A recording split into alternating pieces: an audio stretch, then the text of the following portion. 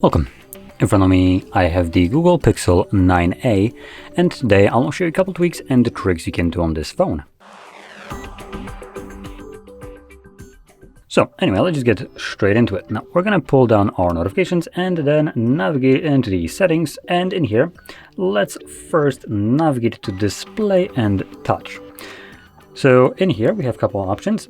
Scrolling, we have the dark mode. Now it is enabled, I think, by default. We can click right here. We can also turn it off, obviously, if you want to have light mode. If that's something that you prefer, go right ahead. But you do have the other option, which is, I would say, a little bit more useful, which is the schedule mode. Now when you click on it, it gives you two options, custom time or sunset to sunrise. And what this means is that whichever one you choose, the device will now switch between light and dark mode on its own. And on its own, it would switch either with a schedule from, well, it would run from 10 p.m. it would switch to dark mode, and then at 6 a.m. it would switch back to light mode. Or the other option would be obviously sunset to sunrise, which presumably would have about similar times, though they might be a little bit more tailored to your location and when you actually have sunrise, for instance. Now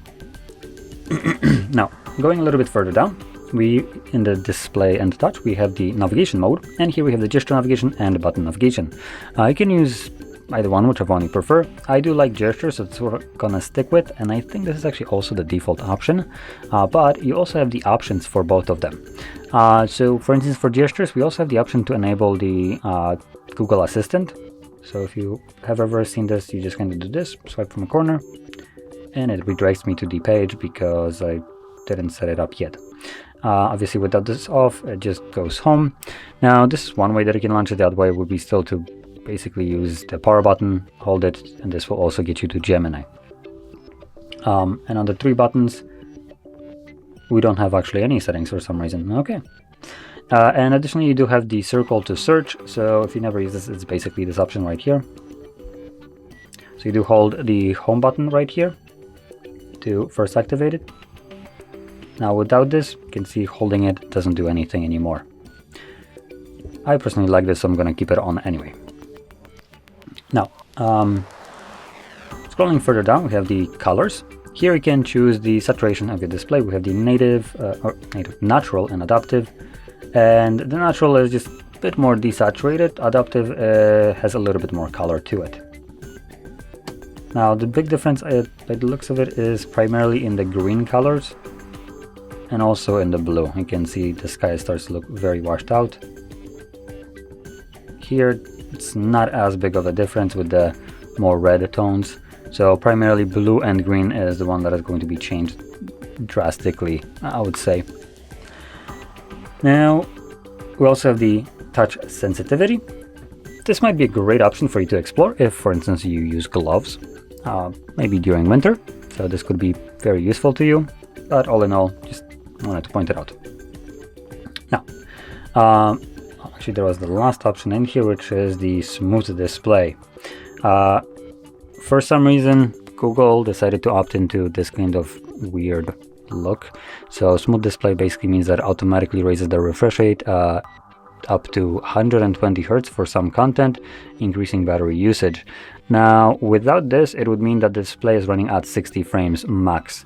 So having this gives you the nice battery smooth motion. Now, on the camera, this might not be as visible, but boy, oh boy, is it actually visible to me in person. So switching that off just makes it look stupidly choppy. Switching it on just starts to look nice, battery smooth. Now, if you don't see a difference between these two options with how the display kind of looks when you're scrolling, then you might want to actually turn that off. It will get you better battery life, as 120 will increase the battery usage, as it even states right here. Now, if we go back and move over to wallpaper and style, here we have options to customize the look and feel of our device. And we have two options, lock screen and home screen, so you can choose whichever one you want. We have the accent colors, wallpapers, and we have also more. And by scrolling down, we also have upgrade, so you can cram in more applications on your home screen. There we go. And we have the color contrast. This is some new option which started showing up. So it changes the way some of the buttons, what the colors are and how vibrant they are. So you can see some will some things will start to look a bit different. So for instance, by default, this, let me see. So all of this is kind of gray. Now on camera, it might look a little bit darker to you, closer to black, but this is gray background. So by changing the contrast, you can see that the gray background starts to look much more bright. So it's starting to approach more towards like white background. And also the buttons right here change the color quite drastically. As you can see, the difference here is specifically like in the client thing quite visible. So if you have trouble seeing some things or differentiating it, you might want to change this. We also have the high contrast text, though it seems to have no effect. Yeah, I barely can tell any difference. Oh, okay. So by the default one, high contrast text actually just starts to pop out way more. So it looks like with it off, this is the default option, the text is a little bit closer to the gray, so it blends a little bit more and it's easier on the eyes. With the high contrast, the text is just straight white, so it is starting to pop a bit more, specifically in context with the dark background. So obviously, if you have some kind of visual impairments, this might be a very useful option for you to see the text a bit better and easier. So I'd recommend checking it out. Now going back to the lock screen, we have actual options to customize our lock screen right here with things like the clock themes right here, so you can swipe through them, pick whichever one you like. Accent color, so this changes partially the clock, which, there we go, you can see right here in that one of the handles, and there we go, also numbers. And this applies to basically most clocks right here. You can see that all of them gets kind of changed. So not much is changing right here at the moment outside of just the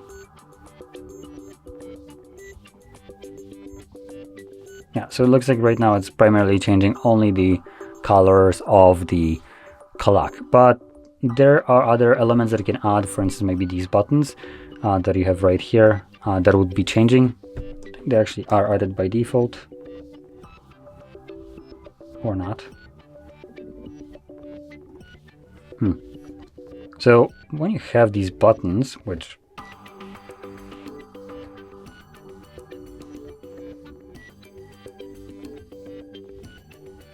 for some reason I need to install an app. How about this? Oh, it's device control, that's why. Okay, so there we go. We have one button, and let's see how that looks like. Does it change the color? Nope, it's also just kind of gray and blend. So it looks like it doesn't actually change it. But yeah, anyway, let's quickly take a look. We have show notifications on the lock screen here as well, and more lock screen options. So here we have a bunch more options for just a strictly lock screen. Some of them being privacy notice, like the notifications and how they're being displayed. So this is one of the options that I think you usually have pop up when you're setting up a screen lock. So you can choose how the notifications will be displayed on your lock screen, and that implies these ones. So if you want total privacy, you might want to change this to, for instance, don't show notifications at all. So here you can see they completely disappear. It also gives you a nice clean look for your home screen, or you can change to the other one where it just shows you the app that gives you the notification, but nothing else. And to see the notification, you need to unlock the device. So there we go. So anyway, this almost sums it up. There is one last thing that I wanted to add, which is also located in the lock screen right here. So we have now playing. Now this is also under sound, I believe. So what this is basically a Shazam, but from Google. And this one works permanently in the background, listening to all the music that is playing around. So if we enable this, it will need to, let's add it to home screen. It will need to download the songs database. So this only takes a couple of seconds. And once it has done so, which, let's see, if I go back and reopen it, I think it will be done.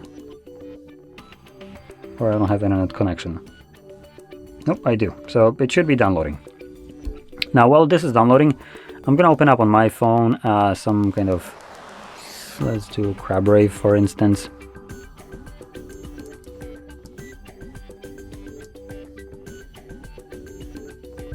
Okay, so while this is ready, let's see. Is it done downloading it?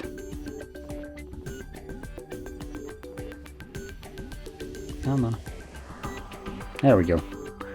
So it's now finished downloading it, and now if I lock the device,